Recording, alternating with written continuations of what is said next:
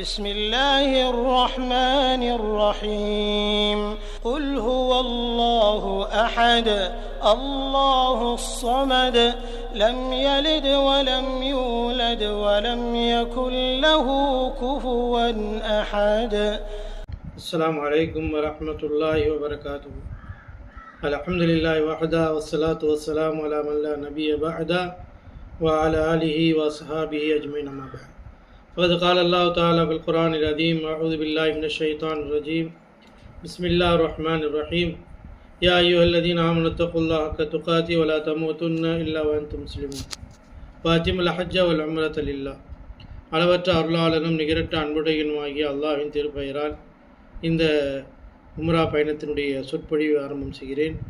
கண்ணியத்திற்குரிய அல்லாஹ்வின் விருந்தினர்களே, அல்லாஹ்வுடைய மாபெரும் கருணையினால் புனிதமிக்க உம்ரா என்ற கடமையை நிலைநாட்ட செல்லக்கூடிய ஹாஜிகளுக்கு இந்த சொற்பொழிவு நடத்துவதனுடைய நோக்கம், நிச்சயமாக இந்த பயணத்தின் மூலமாக அல்லாஹ்வினுடைய பாவ மன்னிப்பையும் அவனுடைய அருளையும் முழுமையான முறையில் பெற்றுக்கொள்ள வேண்டும் என்கின்ற உயர்ந்த நோக்கத்தோடு இந்த நிகழ்ச்சி ஏற்பாடு செய்யப்பட்டுள்ளது. அல்லாஹ்வுடைய இபாதத்தை நிலைநாட்ட வேண்டும் என்றால் அதற்கான நன்மை என்ன, அதற்கான மகத்துவம் என்ன? நிச்சயமாக இந்த பயணம் உங்களுடைய சிறந்த ஒரு பயணமாக, உயர்மிக்க பயணமாக, அல்லாஹ் விரும்புகின்ற ஒரு பயணமாக இந்த பயணம் இருப்பதன் காரணமாக பயணத்திற்குரிய அந்த சிறப்பையும், பயணத்தில் செய்ய வேண்டிய காரியங்களையும், பயணத்தினுடைய நோக்கத்தையும் கண்டிப்பாக தெரிந்து கொண்டுதான் இந்த பயணம் நாம் மேற்கொள்ள வேண்டும். ஏனென்று சொன்னால் இது முழுக்க முழுக்க அல்லாஹ்வினுடைய பாதையிலே பயணிக்கக்கூடியது, அல்லாஹ்வுடைய விருப்பத்திற்குரியது, அவனிடமிருந்து பாவ மன்னிப்பை பெறக்கூடிய பாக்கியம் நிறைந்த ஒரு பயணமாக இருப்பதினால் அந்த பயணத்திலே செய்ய வேண்டிய காரியங்கள் என்ன, அதனால் நமக்கு கிடைக்கக்கூடிய நன்மைகள் என்ன, எதனால் இப்படிப்பட்ட ஒரு பயணத்தை இந்த உம்ரா என்ற செய்வதற்காக மக்காவை நோக்கி நாம் பயணிக்க வேண்டும், இதை பற்றி நாம் கண்டிப்பாக தெரிந்து கொள்ள வேண்டும். எனவே தான் அல்லாஹ் சுப்ஹானஹு தஆலா திருமறை குர்ஆனில் நமக்கு குறிப்பிடுகிறான்: வமா ஹலக்துல் ஜின்ன வல் இன்ஸ இல்லா லியஅபுதுன். மனித வர்க்கத்தையும் ஜின் வர்க்கத்தையும் படைத்திருப்பது அவனை மட்டுமே வணங்க வேண்டும் என்பதற்காகத்தான் அல்லாஹ் தஆலா படைத்திருக்கிறான். எனவே அவனை வணங்கக்கூடிய ஒரு உயர்ந்த ஒரு இபாதத்து தான் உம்ரா என்று சொல்லப்படக்கூடிய மிகப்பெரிய ஒரு பயணம். இந்த பயணம் நிச்சயமாக அல்லாஹ் யாருக்கு நசீபாக்கி வைக்கிறானோ அவர்களுக்கு தான் கிடைக்குமே தவிர எல்லாருக்கும் கிடைத்து விடாது. எனவே இந்த முறை அல்லாஹ் தஆலா செல்லக்கூடிய நசீபை இங்கே இருக்கக்கூடிய ஹாஜிகளுக்கு அல்லாஹ் தஆலா வழங்கியிருக்கிறான். அல்ஹம்துலில்லாஹ். இப்போ இந்த பயணத்தை நாம் மேற்கொள்ளும் பொழுது முதலில் நாம் உள்ளத்திலே நியத்தை வைக்க வேண்டும். யா அல்லாஹ், இந்த பயணத்தை உனக்காக வேண்டி நான் செய்கின்றேன். ஏனென்று சொன்னால் அல்லாஹ் சுப்ஹானஹு தஆலா திருமறை குர்ஆனிலே இந்த உம்ரா என்ற பயணத்தையும் ஹஜ்ஜை பற்றி சொல்லும்போது சொல்கின்றான்: வஅத்திமுல் ஹஜ்ஜ வல் உம்ரத லில்லாஹ். ஹஜ்ஜையும் உம்ராவையும் முழுமையான முறையில் நீங்கள் அல்லாஹ்விற்காக நிறைவேற்றுங்கள். அல்லாஹ்வுடைய கட்டளை என்ன? குர்ஆனிலே உம்ரா செய்யக்கூடியவர்களை குறிப்பாக அல்லாஹ் தஆலா சொல்கிறான், நீங்கள் உம்ரா செய்ய புறப்படும் பொழுது உங்களுடைய மனதிலே அல்லாஹ்விற்காக வேண்டி நியத்தை வைத்துக் கொள்ளுங்கள். இந்த பயணம் நிச்சயமாக நான் அல்லாஹ்வுக்காக செய்கின்றேன். என்னுடைய அமலை அல்லாஹ் தஆலா முழுமையான முறையில் ஏற்றுக்கொள்ள வேண்டும். என்னுடைய பாவங்கள் மன்னிக்கப்பட வேண்டும். அல்லாஹ்விடத்தில் சிறந்த அடியாராக நான் இருக்க வேண்டும். இந்த இபாதத்தை நோக்கி நான் பயணிப்பது யாருடைய பொருத்தத்திற்காக அல்ல, முழுமையான முறையில் அல்லாஹ், யா அல்லாஹ், உன்னுடைய பொருத்தத்தையும் உன்னுடைய மன்னிப்பையும் நாளை மறுமையில் உன்னிடத்தில் சொர்க்கத்தையும் பெற்றுக்கொள்ள வேண்டும் என்கின்ற ஒரே நோக்கத்தோடு தான் புறப்படுகிறேன் என்ற நியத்தை வைக்க வேண்டும் என்று அல்லாஹு தஆலாவே நமக்கு குர்ஆனிலிருந்து குறிப்பிட்டு கூறுகின்றான். ஏனென்றால் அல்லாஹு தஆலா இந்த இபாதத்தை யாரிடமிருந்து ஏற்றுக்கொள்கிறான்? இன்னமா யதகப்பல் அல்லாஹ் மினல் முத்தகீன். அல்லாஹு தஆலா குர்ஆனிலே சொல்கிறான், யாருடைய உள்ளத்தில் இறையச்சம் இருக்கிறதோ, அல்லாஹ்வுடைய பயம் இருக்கிறதோ, அவர்களிடமிருந்து தான் அல்லாஹு தஆலா அந்த இபாதத்தை ஏற்றுக்கொள்கிறான். இந்த உம்ராவை அல்லாஹ் ஏற்றுக்கொள்ள வேண்டும் என்றால் முதலில் நம்முடைய உள்ளத்திலே, அல்லாஹ், இது உனக்காக வேண்டிதான் செய்கின்றேன், உன்னுடைய கட்டளையினுடைய அடிப்படையில் செய்கிறேன், நீ சொன்ன ஒரே காரணத்திற்காக செய்கிறேன், நீ கொடுத்த ஒரு உன்னுடைய பொருளாதாரத்தை உனக்காக வேண்டி நான் செலவு செய்கிறேன் யா அல்லாஹ் என்ற நியத்தை நம்முடைய மனதிலே பதிய வைத்துக் கொள்ள வேண்டும். இரண்டாவதாக, இந்த உம்ரா பயணம் மேற்கொள்ளும் பொழுது நமக்கு கிடைக்கக்கூடிய நன்மைகள் என்ன? இதை குறித்து நபிகள் நாயகம் ஸல்லல்லாஹு அலைஹி வஸல்லம் என்ன கூறியிருக்கிறார்கள்? நமக்கு எவ்வளவு பெரிய பாக்கியம் என்பதை நாம் தெரிந்து கொள்ள வேண்டும். அல்லாஹ்வுடைய தூதர் ஸல்லல்லாஹு அலைஹி சொல்றாங்க, அல் உம்ரத்து லில் உம்ரா கஃபாரத்து லிமா பைனஹுமா. ஒரு அடியார் ஒரு உம்ரா செய்கிறார் என்று சொன்னால் நிச்சயமாக இந்த உம்ராவை மேற்கொள்ளக்கூடியவங்க 40 வயசு, 50 வயசு, 30 வயசு லைஃப்ல ஒரு தடவை போவாங்க. இப்போ உம்ராவை மேற்கொள்ளக்கூடிய ஒருவர் அடுத்த உம்ரா செய்யக்கூடிய நசீப் எப்போ கிடைக்கிறதோ அதுவரை இடைப்பட்ட காலங்களில் நாம் செய்கிற சின்ன பாவங்களை எல்லாம் அல்லாஹு தஆலா மன்னித்து விடுகிறான் என நபிகள் நாயகம் ஸல்லல்லாஹு அலைஹி வஸல்லம் அவர்கள் கூறுகின்றார்கள். இப்போ இந்த உம்ரா செய்வதின் மூலமாக நம்முடைய சிறு பாவங்கள் மன்னிக்கப்படுகிறது என நபிகள் நாயகம் ஸல்லல்லாஹு அலைஹி வஸல்லம் அவர்கள் கூறுகின்றார்கள். இப்போ இந்த உம்ரா நாம் செய்ய போகிறோம்னா நிச்சயமா இந்த காலத்தில் நாம் நம்முடைய பாவங்கள் எல்லாம் அல்லாஹ் தஆலா மன்னிக்கிறான். பெரிய பெரிய விஷயம், மிகப்பெரிய விஷயம். ஏன்னா இந்த பயணத்தை நாம் எவ்வளோ காலங்கள் கடந்து பொருளாதாரம் சேர்த்து வைத்து கஷ்டங்களுக்கு மத்தியிலே துன்பங்களுக்கு மத்தியிலே இதை நாம் செலவு செய்து செல்கிறோம். பிறகு நம்ம எப்போ நசீபு கிடைக்கிறதோ அதுவரை உள்ள பாவங்களை கூட அல்லாஹ் தஆலா மன்னிக்கிறான் என்றால் பெரும்பாக்கியம். ஏன்னா அல்லாஹ் தஆலாவிடம் மன்னிப்பு கிடைப்பது தான் மறுமையிலே சொர்க்கத்திற்கு செல்ல முடியும். அப்போ உம்ரா செய்வதன் மூலமாக முதலாவது நமக்கு கிடைக்கக்கூடிய நன்மை என்னவென்றால் நம்முடைய பாவங்கள் மன்னிக்கப்படுது. இரண்டாவது நபிகள் நாயகம் ஸல்லல்லாஹு அலைஹி சொல்றாங்க, இந்த பயணம் யார் மேற்கொள்கிறார்களோ அவர்கள் அல் அஃதுல்லா அல்லாஹ்வுடைய பட்டாளம். ஹஜ் உம்ரா செய்வதற்காக புறப்பட்டு விட்டால் நபிகள் நாயகம் ஸல்லல்லாஹு அலைஹி சொல்றாங்க வஃதுல்லா அவர்கள் அல்லாஹ்வுடைய பட்டாளம். அப்போ பயணிக்கக்கூடியவர்களை அல்லாஹ் தன்னோடு இணைத்துக் கொள்கிறான். இவங்க பயணம் முடிச்சு திரும்பி வர்றவர்கள் என்னுடைய பட்டாளம், என்னை சார்ந்தவர் என்று அல்லாஹ் தஆலா சொல்லுகின்றார். அல்லாஹ்வுடைய தூதர் ஸல்லல்லாஹு அலைஹி சொல்றாங்க. இப்போ அல்லாஹ்வுடைய பட்டாளமாக ஆகிவிடுகிறோம். இன்னொரு ரிவாயத்தில் அல்லாஹ்வுடைய தூதர் சொல்றாங்க ஜியூஃபுர் ரஹ்மான், இவர்கள் அல்லாஹ்வுடைய விருந்தினர்கள். எப்போ நாம் நியத்தை வச்சு புறப்பட்டு இந்த பயணம் மேற்கொண்டு விட்டோமோ 15 நாள் இருக்கிறோம்னா இந்த 15 நாள் நம்ம அல்லாஹ்வுடைய விருந்தினராக இருக்கு, அல்லாஹ் நம்மளை கண்ணியப்படுத்தக்கூடியவனாக இருக்கு என்று நபிகள் நாயகம் ஸல்லல்லாஹு அலைஹி சொல்றாங்க. மூன்றாவது ஒரு சிறப்பை அல்லாஹ்வுடைய தூதர் சொல்றாங்க, அல் ஹாஜ் வல் முஅ்தமிர் முஸ்தஜாபத்துல் லஹ், இவர்களுக்கு அல்லாஹ் தஆலா கொடுக்கக்கூடிய மிகப்பெரிய இன்னொரு சிறப்பு என்னவென்று சொன்னால் இந்த அடியார்கள் யாருக்காகலாம் துவா கேட்கிறார்களோ அந்த துவாவை அல்லாஹ் தஆலா அங்கீகரிக்கிறான். மிகப்பெரிய ஒரு சிறப்பு. நீங்கள் பயணம் நியத்து வைத்து புறப்பட்டு விட்டால் ஊர் திரும்புகின்ற வரை அல்லாஹ் தஆலா உங்களுடைய துவாவை கபூலாக்கக்கூடியவனாக இருக்கிறான். அதனால தான் உம்ரா பயணமோ ஹஜ் பயணம் மேற்கொள்ளும் பொழுது எல்லாரும் சொல்லுவாங்க எங்களுக்காக துவா செய்யுங்க, எங்களுக்காக துவா செய்ய சொல்வதற்கு காரணம் என்னவென்றால் அல்லாஹ்வுடைய தூதர் இவர்களுக்கு கொடுத்த மிகப்பெரிய ஒரு உயர்வு. நீங்கள் என்ன கேட்குறீங்களோ, நீங்கள் எதை கேட்குறீங்களோ அந்த துவாவை நாங்கள் கபூலாக்குவோம். ஏன்னா நீங்கள் செல்லக்கூடிய இடம் இருக்கிறது பல துவாக்கள், தனிமையில் இருந்து கதறப்பட்ட நபிமார்களுடைய பிரார்த்தனைகள் அங்கீகரிக்கப்பட்ட ஒரு இடத்தை நிற்கக்கூடிய அங்கே போய் துவா கேட்கக்கூடிய நசீப் இருப்பதின் காரணமாகத்தான் துவாக்களை அல்லாஹ் தஆலா அங்கீகரிக்கிறான் என்ற ஒரு சிறப்பையும் அல்லாஹ்வுடைய தூதர் ஸல்லல்லாஹு அலைஹி வஸல்லம் அவங்க சொல்லியிருக்கிறாங்க. அப்போ இந்த உம்ரா என்ற இந்த அமலை செய்வதற்கு நாம் ஆயிரக்கணக்கான நாடுகள் அலங்காரமான நாடுகள் இருந்தாலும் நாம் மக்காவை நோக்கி பயணிக்கிறோம். ஏன் மக்காவை நோக்கி நாம் பயணிக்கிறோம்? இது நாம் எடுத்த முடிவான்னா கிடையாது. நிச்சயமாக அதை அந்த உம்ரா என்ற இபாதத்தை செய்வதற்கு மக்காவுக்கு தான் வர வேண்டும் என்று அல்லாஹ்வுடைய அறிவிப்பு குர்ஆனின் மூலமாக அல்லாஹ் தஆலா உலகத்தார்களும் அறிவிக்கிறான். உம்ரா என்று செய்தால் அதை நம்ம எங்கே செய்ய முடியும்? மதீனாவிலே செய்ய முடியாது, பலஸ்தீனில் செய்ய முடியாது. நாம் அந்த உம்ரா என்ற அமலை செய்யணும்னா மக்காவுக்கு தான் போய் ஆகணும். அது அல்லாஹ் தஆலா ஏன் மக்காவுக்கு வர வைக்கின்றான்? அங்கே என்ன அப்படி இருக்கிறது, அப்படி என்ன மகத்துவம் அந்த பூமியிலே இருக்கிறது என்பதை அவனே அல்லாஹ் தஆலா குர்ஆனிலே சொல்லி கொடுக்கிறான். இன்ன அவ்வள பைத்தின் உதிய லின்னாஸ் லல்லதி பிபக்கா முபாரக் முதலில் ஆலமீன் ஃபீஹி ஆயாத்துன் பையினாத்துன் மகாம் இப்ராஹிம் வமன் தஹலஹு கான ஆமினா. அல்லாஹ் ரப்பல் ஆலமீன் குறிப்பிடுகிறான், இன்ன அவ்வள பைத்தின் உதிய லின்னாஸ், உலகத்திலேயே மனிதர்கள் அல்லாஹ்வை வணங்குவதற்காக முதலாவதாக கட்டப்பட்ட ஒரு ஆலயம் பக்கா என்று சொல்லப்படக்கூடிய மக்காவில் தான் இருக்கிறது. ஆரம்ப காலத்தில் மக்காவுக்கு பெயர் பக்கா என்று சொல்லப்பட்டது. அந்த பக்காவில் தான் அல்லாஹ் தஆலா காபத்துல்லாவை ஏற்பாடு செய்து மஸ்ஜிதை கட்டியிருக்கின்றான்.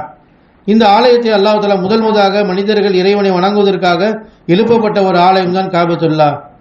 அது ஏனென்றால் முதலில் ஆலமின் அகிலத்தாருக்கெல்லாம் அது நேர்வழி காட்டக்கூடியதாக இருக்கிறது. எனவே ஃபீஹி ஆயாத்தின் பையினாத்து மகாம் இப்ராஹிம், அங்கே இப்ராஹிம் நபி அவர்கள் செய்த தியாகங்கள், அவர்கள் நின்ற இடங்கள், அவர்கள் இதற்காக பிரார்த்தனை செய்த நேர்ச்சைகள், எல்லா விஷயமான தியாகங்களும் அங்கே அடங்கப்பட்டிருக்கிறது. எனவே நீங்கள் மக்காவிற்கு சென்றால் மிகப்பெரிய அற்புதங்கள், நபிமார்களுடைய அற்புதங்கள், சஹாபாக்களுடைய தியாகங்கள், நபிமார்களுடைய தியாகங்கள், இவைகளெல்லாம் அந்த மக்காவில் அடங்கியிருக்கிறது. எனவே ஃபீஹி ஆயாத்தின் பையினாத்து மகாம் இப்ராஹிம் ஒமன் தஹலஹு கான ஆமீன், அப்படிப்பட்ட அந்த காபத்துல்லாவிற்கு யார் நுழைந்து விடுகிறார்களோ அவர்கள் அபயம் பெற்று விட்டார்கள், அல்லாஹ்வுடைய பாதுகாப்பை பெற்று விட்டார்கள், அல்லாஹ்வுடைய பாதுகாப்பிலே இருக்கிறார்கள் என்று அல்லாஹ் தஆலா குறிப்பிடுறார். உலகத்தை நம்ம எங்கே போனாலும் அபயம் கிடைக்காது, நான் காபத்துல்லாவுக்கு போயிட்டா அல்லாஹ் தஆலா அபயத்தை கொடுத்துட்றான் என்று ரப்பல் ஆலமீன் திருமறை குர்ஆனின் மூலமாக உலக மக்களுக்கெல்லாம் அறிவிப்பு செஞ்சுட்டான். உம்ரா செய்வதாக இருந்தால் நீங்கள் கண்டிப்பாக காபத்துல்லாவை நோக்கி தான் வர வேண்டும் என்று. எந்த காபத்துல்லாவை நாம் கிபிலாவை முன்னோக்கி நோக்கிறோம், அந்த கிபிலாவை தான் நபிகள் நாயகம் ஸல்லல்லாஹு அலைஹி வஸல்லம் விரும்பினாங்க. எங்களுக்கு கிபிலா அல்லாஹ்வுடைய தூதர் ஸல்லல்லாஹு அலைஹி வஸல்லம் ஆரம்பத்திலே பலஸ்தீனை பார்த்து தொழுதாங்க, பைத்துல் முகத்தஸை பார்த்து தொழுதாங்க. ஆனால் அவங்க ஆசைப்பட்டாங்க காபத்துல்லாவை கிபிலாவை ஆக்க வேண்டும் என்று. அவருடைய ஆசைப்படி அல்லாஹ் தஆலா கிபிலாவாக காபத்துல்லாவை ஆக்கி கொடுத்தான். கியாமத்து நாள் வரை நமக்கு கிபிலா காபத்துல்லா தான். அப்படிப்பட்ட ஒரு இடத்தை, நபிமார்கள் நின்ற இடம், நபிமார்கள் வாழ்ந்த இடம், நபிமார்கள் தொழுத இடத்திலே அல்லாஹு தஆலா நம்மை இந்த ஆண்டு இந்த நேரத்திலே நம்மை அழைத்திருக்கிறான் என்று சொன்னால் மிகப்பெரிய பாக்கியம். நாம் அல்லாஹ்விற்கு நன்றி செலுத்த கடமைப்பட்டு இருக்கிறோம். அப்படிப்பட்ட ஒரு பூமி, நபிமார்கள் செய்யாகம் செய்த பூமி. நபி இப்ராஹிம் அலைஹிஸ்ஸலாமுடைய வரலாறுகள் அங்கே இருக்கின்றன. அங்கே அல்லாஹ் தஆலா அவ்வளோ பெரிய புட்புண்டுகள் முளைக்காத அந்த பூமியில காபத்துல்லாவை எழுப்பி அங்கே மக்களை அல்லாஹ் தஆலா வர வைத்து மிகப்பெரிய ஒரு சிறப்பை கொடுத்திருக்கிறார். அதனால்தான் காபத்துல்லாவில் தொழும் பொழுது ஊரில் நம்ம தொழுதா, பள்ளிவாசல்ல தொழுதா 27 மடங்கு நன்மை. அங்கு 2 ரக்காத்து நம்ம தொழுதனா 1,00,000 நன்மை என்பதை நபிகள் நாயகம் ஸல்லல்லாஹு அலைஹி வஸல்லம் மிகப்பெரிய நன்மைகளை அதிகமாக அடைந்து கொள்ளக்கூடிய 15 நாளில் நமக்கு அதிகமான நன்மை பெற்றுக் கொள்ளக்கூடிய மிகப்பெரிய பாக்கியத்தை அல்லாஹ் தஆலா வழங்கியிருக்கின்றார். அல்லாஹ் ரப்பல் ஆலமீன் அங்கே மிகப்பெரிய ஒரு பாக்கியம், மிகப்பெரிய அத்தாட்சி இருக்கிறது என்று சொல்கிறான். அந்த மிகப்பெரிய அத்தாட்சி நபிமார்களாகி இப்ராஹிம் அலைஹியுடைய தியாகத்தை நாம் இந்த காபத்துல்லாவை பார்க்கும் பொழுது நபி இப்ராஹிம் அலைஹிஸ்ஸலாமுடைய தியாகம் நமக்கு நினைவுக்கு வர வேண்டும். அல்லாஹ் தஆலா நபி இப்ராஹிம் அலைஹிஸ்ஸலாம் அவர்களுக்கு நீண்ட காலத்திற்கு பிறகு ஒரு குழந்தையை கொடுக்கிறான். நபிமார் இப்ராஹிம் இஸ்லாம் அலைஹில் அல்லாஹ் தஆலா பல முறை பல வகையான சோதனையை செய்கின்றார். எல்லா சோதனையிலும் இப்ராஹிம் நபி மிக தேர்ச்சி பெற்று விடுகிறார், வெற்றி பெற்று விடுகிறார்கள். அந்த அடிப்படையில் தான் அந்த புட்பூண்டுகள் முளைக்காத பள்ளத்தாக்கில் ஆரம்ப காலத்தில் மக்காவில் மக்கள் நடமாட்டம் இல்லை, எந்த புட்பூண்டுகளும் இல்லை, எந்த லைட்டும் இல்லை, எந்த மக்களும் இல்லை, குடிநீர் கிடையாது, எதுவுமே இல்லாமல் ஒரு பள்ளத்தாக்கு. அல்லாஹ் தஆலா கட்டளையிட்ட நபி இப்ராஹிம் அலைஹிஸ்ஸலாம் அவர்களுக்கு நீங்களும் உங்களுடைய குழந்தையையும் உங்களுடைய மனைவியை கொண்டு போய் அங்கே குடியமர்த்த வேண்டும் மக்காவில் போய். அப்போ யாருமே கிடையாது, அந்த இடத்துல எப்படி போய் வாழ முடியும்? இப்போ அல்லாஹ் தஆலா நபி இப்ராஹிம் அலைஹிஸ்ஸலாம் சொன்ன உடனே இப்ராஹிம் அலைஹிஸ்ஸலாம் எந்த ஒரு கேள்வியும் கேட்காமல் உடனடியாக தனக்கு பிறந்த பச்சில குழந்தையாக இஸ்மாயில் அலைஹிஸ்ஸலாம் அவர்களை அழைத்து கொண்டு மக்காவிற்கு வந்தார்கள். மக்காவில் அந்த புட்பூண்டுகள் முளைக்காத பள்ளத்தாக்கிலே கபருக்கு அந்த காபத்துல்லாவுக்கு அருகிலே குடியமர்த்தினார்கள். அப்போது அப்படி அமர்ந்தது மட்டுமல்லாமல் உடனடியாக அல்லாஹ்விடத்தில் துஆ செஞ்சாங்க. ரப்பனா இன்னி அஸ்கன்து மின் துர்ரியதி பிவாதி கைரி ஸி ஸரஇன் இந்த பைத்திகல் முஹர்ரம் ரப்பனா லியுகீமுஸ் ஸலாத் ஃபஜஅல் அஃபீதத்தன் மினன் நாஸ் வ தஹவி இலைஹிம் வர்ஸுக்ஹும் மினஸ் ஸலாத்தி லஅல்லஹும் யஷ்குரூன்.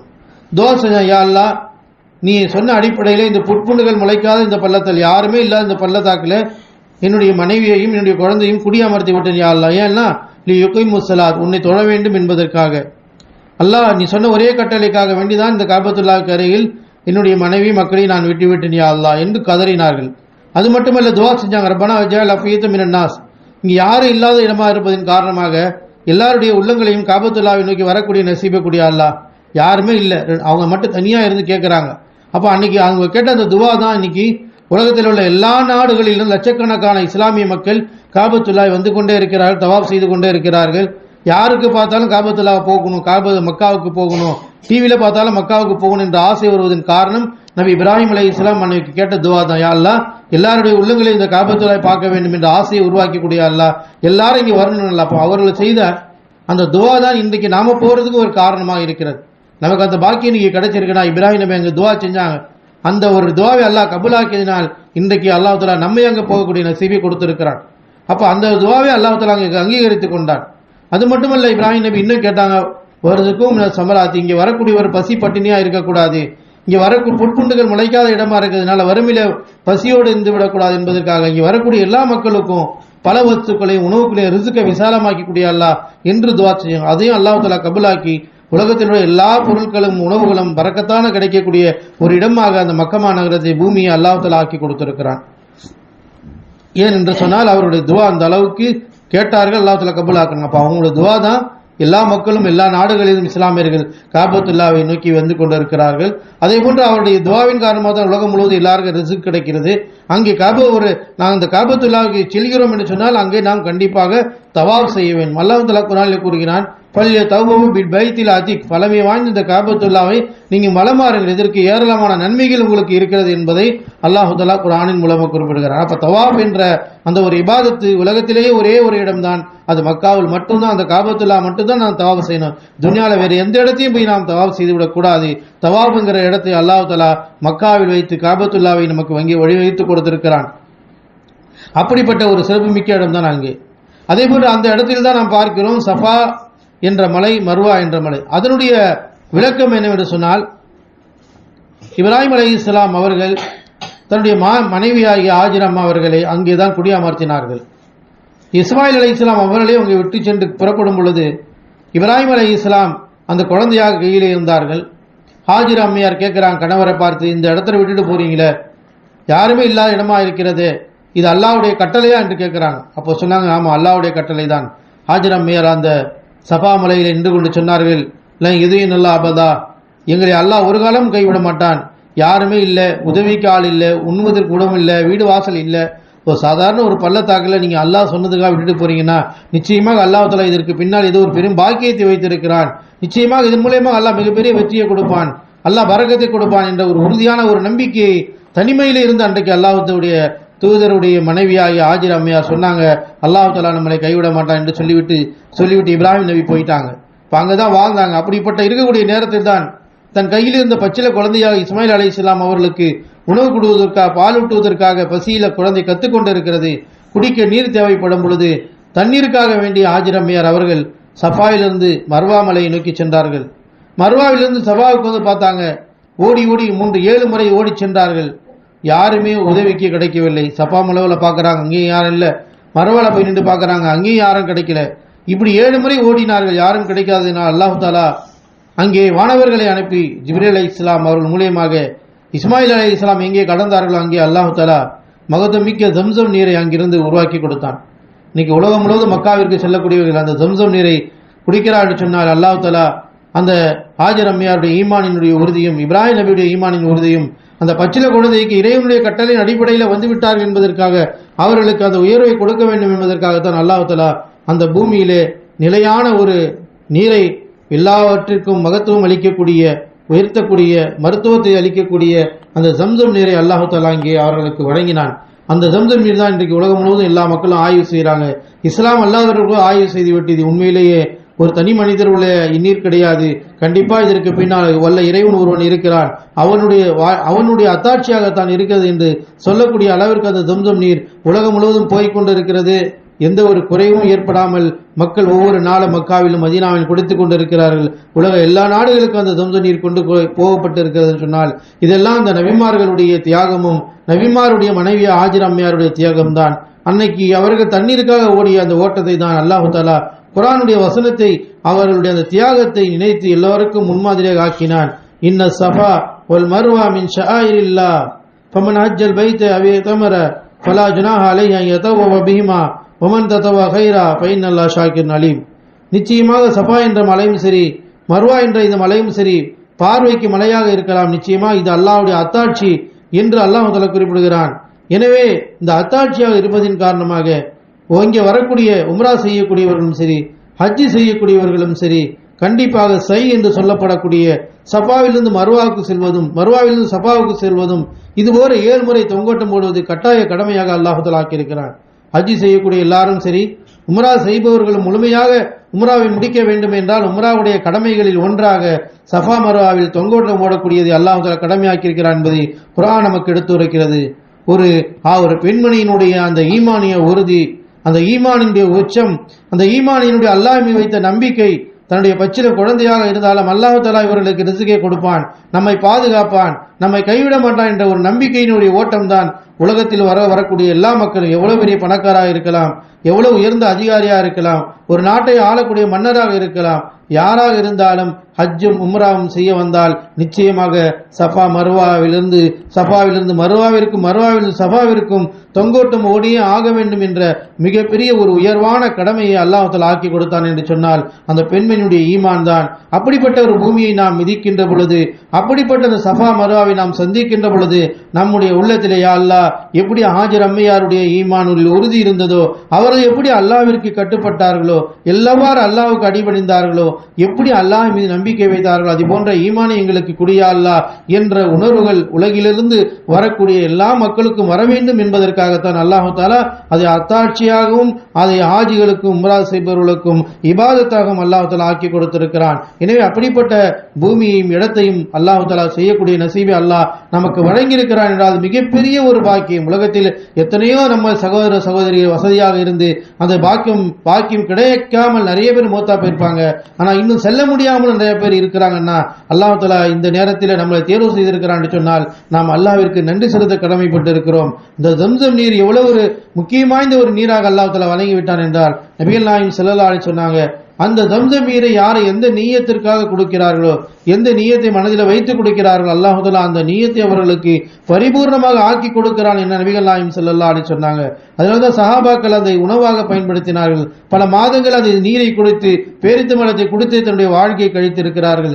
இன்றைக்கும் ஆஜிகள் செல்லக்கூடிய பலர் இபாதத்திற்காக உம்ராவிற்கு பயணக்கொள்ளக்கூடியவர்கள் அந்த வரக்கத்தை செய்ய வேண்டும் என்பதற்காக பேரித்த மரத்தையும் ஜம்சம் நீரையும் குடித்துவிட்டு சஹர் செய்யக்கூடிய சகோதர சகோதரிகளும் இன்றைக்கும் இருந்து கொண்டுதான் இருக்கிறார் என்று சொன்னால் அவ்வளவு மகத்துவமிக்க ஒரு நீர் தான் ஜம்சம் நீர். அந்த நீரை நாம் இன்ஷா அல்லாஹ் இந்த பயணம் மேற்கொள்ளும் கூடிய இந்த 15 நாளும் இருக்கக்கூடிய மக்காவில் இருக்கக்கூடிய நாளிலும் சரி, மதீனாவில் இருக்கக்கூடிய நாளிலும் சரி, நாம் எப்பொழுதும் மற்ற நீர்களை குடிப்பதை விட ஜம்சம் நீரை நாம் குடிக்க வேண்டும். நம்முடைய பாட்டில்களில் நிரப்பி கொண்டு வந்து ஒவ்வொரு நேரத்திலே போயிட்டு வரும்போதெல்லாம் தண்ணியை கொண்டு வந்து வச்சுக்கிட்டு நம்ம சாப்பாட்டுக்கு பிறகும் சரி, இரவு நேரங்களும் சரி, எல்லா நேரங்களிலும் அந்த இருக்கக்கூடிய நாட்களில் அந்த நீரை குடிக்க வேண்டும் என்ற உறுதி எடுத்துக்கொண்டு அந்த நீரை நாம் குடித்துக் கொண்டு இருக்க வேண்டும். ஏனென்றால் ஊருக்கு வந்து நம்ம கிடைக்கிறது ரொம்ப அபூர்வமான ஒரு பொருளாக இருப்பதின் காரணமாக அல்லாஹ் தஆலா அவ்வளவு ஒரு பாக்கியத்தை நமக்கு வழங்கியிருக்கிறான். எனவே இந்த இபாதத்தின் மூலமாக அல்லாஹ் தஆலா நம்முடைய பாவங்களை மன்னிக்கிறான். இந்த பயணத்தின் மூலமாக அல்லாஹ் தஆலா இறையச்சத்தை ஏற்படுத்திக் கொள்ள வேண்டும் என்று அல்லாஹ் தஆலா வலியுறுத்துகிறான். எனவே இந்த பயணங்கள் மேற்கொள்ளும் போது நிச்சயமாக அல்லாஹ்வுடைய பாதையில் இருக்கிறேன் என்று நபிகள் நாயகம் ஸல்லல்லாஹு அலைஹி சொல்லி இருக்கிறாங்க. எனவேதான் இந்த பயணம் மேற்கொள்ளும் பொழுது நம்முடைய ஆசைப்பட்டபடியெல்லாம் பயணங்கள் மேற்கொள்ள முடியாது. இந்த பயணத்தை பொறுத்தவரை அல்லாஹ் மீது நம்பிக்கை வைக்க வேண்டும், ஈமான் கொள்ள வேண்டும். அல்லாஹ்வுடைய தூதர் இந்த பயணம் மேற்கொள்ளும் பொழுது சில நடைமுறைகளை, சில ஒழுக்க நெறிமுறைகளை நமக்கு வலியுறுத்தி இருக்கிறார்கள். ஏனென்று சொன்னால் நம் சாதாரண பயணங்கள் மேற்கொள்வது இப்போது அல்ல. இந்த பயணம் மேற்கொள்ளும் பொழுது நாம் நியத்தை முதலில் மனதில் வைத்துக் கொள்ள வேண்டும். தல்வியா முழக்கத்தோடு செல்ல வேண்டும். அல்லாஹ்விற்காக வேண்டிய எஹ்ராமுடைய நிலையில் தான் மக்காவை நாம் அடைய வேண்டும். மக்காவை அடைகின்றவரை தல்பியா என்ற வார்த்தையை சொல்ல வேண்டும். அதனால தான் நபிகள் நாயகம் ஸல்லல்லாஹு அலைஹி வஸல்லம் உம்ரா என்று மேற்கொள்ளும் பொழுது முதலில் நாவிலால் உங்களுடைய நியத்தை வைக்க வேண்டும். அதற்கென்று எல்லையும் அல்லாஹ்வுடைய தூதர் வகுத்து கொடுத்திருக்கிறார்கள். நாம் உம்ரா பயணம் மேற்கொள்ளும் பொழுது அல்லாஹும்ம லப்பைக் உம்ரத்தன், யா அல்லாஹ் உனக்காக உம்ரா செய்ய நாடி வந்து விட்டேன் என்ற நியத்தை வாய்மொழிதல் கூறுதல் சொல்ல வேண்டும் என்பதை இஸ்லாம் நமக்கு கற்றுக் கொடுத்திருக்கிறது. எஹ்ராமுடைய ஆடை முழுமையான முறை பெண்களை பொறுத்தவரை முழுமையான முறையில் நாம் மூடி மறைத்து நம்முடைய முகமும் கையும் திரைகின்ற அளவிற்கு தான் இருக்க வேண்டும். அந்த அளவிற்கு அல்லாஹ்வுடைய தூதர் வழிகாட்டி கொடுக்கிறார்கள். ஆண்களை பொறுத்தவரை எஹ்ராமுடைய ஆடை அவர்கள் வெண்ணிறம தையல் ஆடை, எந்த உள்ளாடை எதுவுமே அடையாமல் மெல்லினமான 2 ஆடைகள் அணிய வேண்டும். கீழாடை ஒன்று, மேலாடை ஒன்று, தலையை மறைக்க கூடாது. இப்படிதான் இஹ்ராமுடைய நிலையில் தான் மக்காவை நோக்கி பயணிக்க வேண்டும் என்பதை இஸ்லாம் நமக்கு கற்றுக் கொடுத்திருக்கிறது. அது மட்டுமல்ல, அதற்கென்று எல்லையையும் அல்லாஹ்வுடைய தூதர் வகுத்து கொடுத்திருக்கிறார்கள். இந்தியாவிலிருந்து நாம் செல்கிறோம் என்று சொன்னால் லம்லம் என்று சொல்லப்படக்கூடிய மீகாத் மக்காவிலிருந்து ஜித்தாவை இறங்குவதற்கு 1/2 மணி நேரத்திற்கு முன்னாடி தான் அந்த இடம் வரும். எனவேதான் மக்கள் இங்கிருந்து செல்லும் பொழுது சென்னையிலிருந்து இஹ்ராம் அணிவார்கள். இல்லை என்றால் வேறொரு நாடுகளுக்கு குவைத்து எந்த விமானத்தின் மூலமாக செல்கிறார்களோ அந்த நாட்டில் இறங்கி அந்த இஹ்ராமுடைய ஆடையை அணிந்து கொண்டு நியத்தை வைத்துக் கொள்ள வேண்டும். அல்லாஹும்ம லப்பைக் உம்ரத்தன். இது அணிந்ததிலிருந்து நம்முடைய வார்த்தைகளிலிருந்து வரக்கூடிய வார்த்தை தல்பியா, அல்லாஹும்ம லப்பைக் உம்ரத்தன். நபிகள் நாயகம் ஸல்லல்லாஹு அலைஹி வஸல்லம் அந்த தல்பியாவை நமக்கு கற்றுக் கொடுத்திருக்கிறார்கள். எனவே இந்த பயணம் மேற்கொள்ளக்கூடியவர்கள் தல்பியாவை கண்டிப்பாக நல்ல முறையிலே மனப்பாடம் செய்து கொள்ள வேண்டும். லப்பைக் அல்லாஹும்ம லப்பைக் லப்பைக் லா ஷரீக லக் லப்பைக் இன்னல் ஹம்த வன் நிஅமத லக்கல் முல்க் லா ஷரீக லக். இந்த தல்பியா கண்டிப்பாக தெரிந்து கொள்ள வேண்டும். இதனுடைய பொருள் என்ன?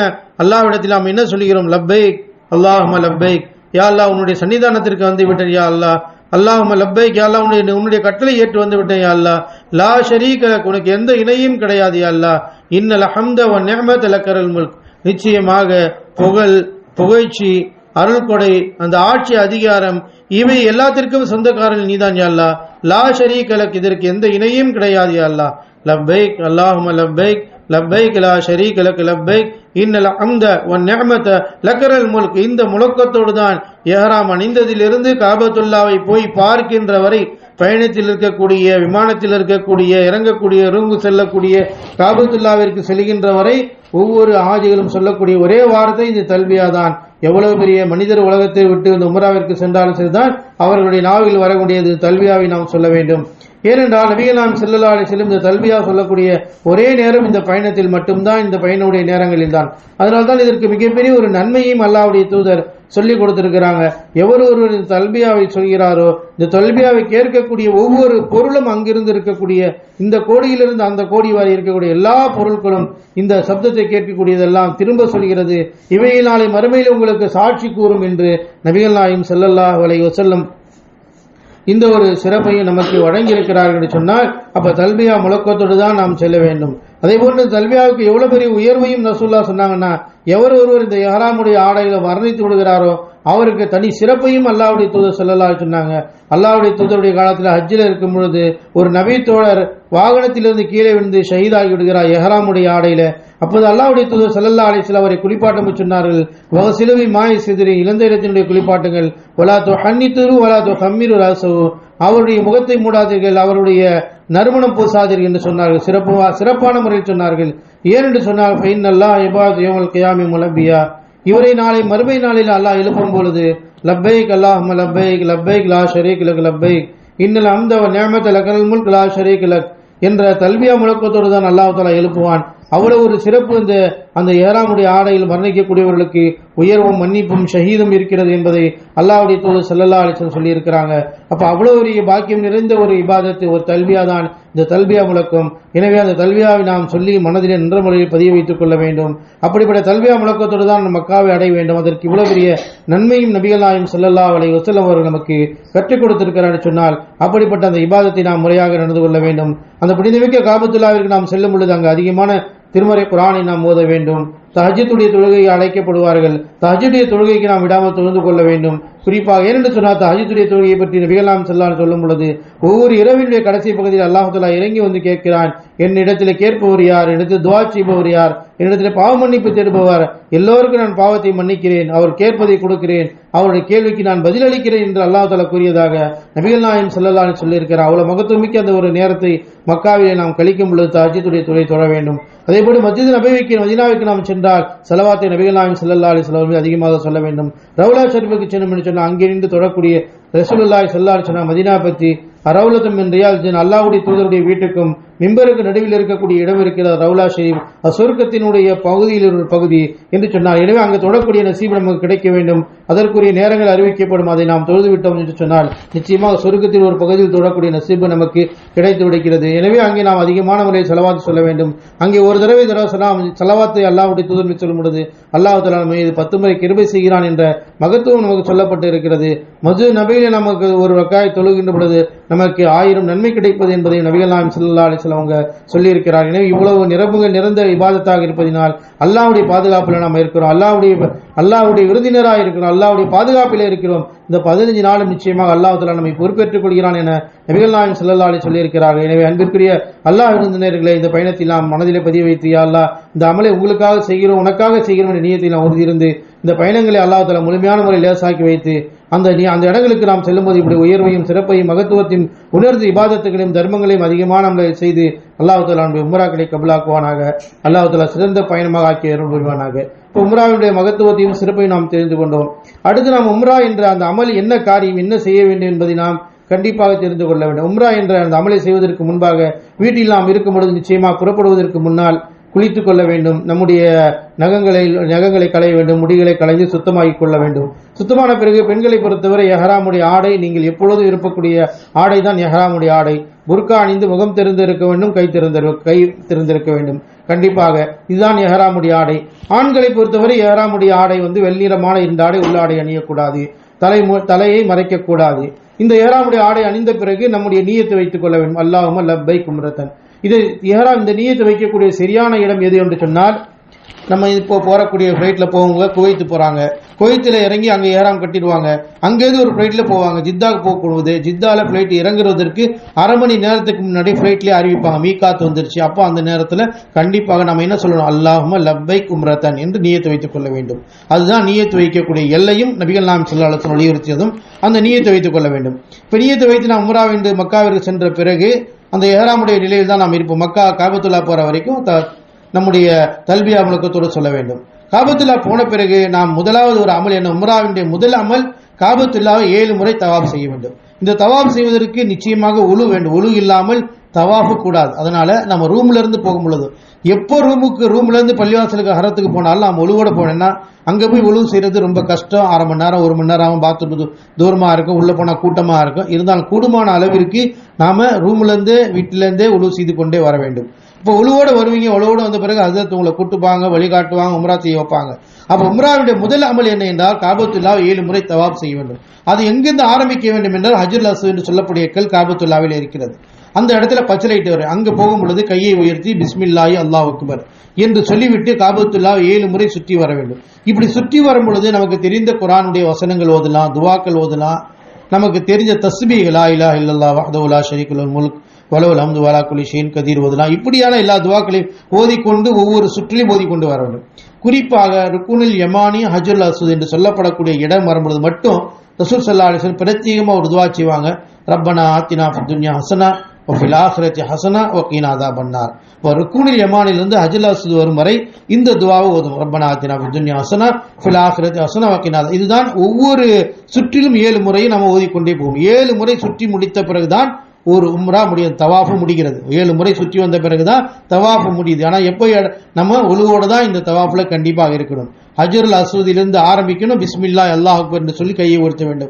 முத்தமிடுவது சுன்னத்து தான். ஆனால் மிகப்பெரிய சிரமமும் கஷ்டமும் கூட்ட நெரிச்சலும் இருப்பதின் காரணமாக நம்மளால் முடியாது. மறுபடி நேரங்கள் கிடைக்கும்போது வாய்ப்பு கிடைத்தால் அடுத்தடுத்த நேரங்களை உம்ரா செஞ்சு முடிச்ச பிறகு உங்களுக்கு எப்போ வாய்ப்பு கிடைக்குதோ அந்த நேரங்களில் முடிந்தால் போய் செய்து கொள்ளலாம். கட்டாயம் என்பது கிடையாது. நபிகள் நாயகம் ஸல்லல்லாஹு அலைஹி வஸல்லம் கட்டாயப்படுத்தவில்லை. ஏன்னால் அவ்வளவு கூட்ட நெரிச்சல்கள் இருந்து யாருக்கும் இடையூறும் செய்யக்கூடாது என்பதையும் ரசூலுல்லாஹி ஸல்லல்லாஹு அலைஹி வஸல்லம் சொல்லியிருக்கிறார். அப்போ தவாப் முடித்தோம். 7 முறை சுற்றிய பிறகு தவாப் முடிந்துவிடும்.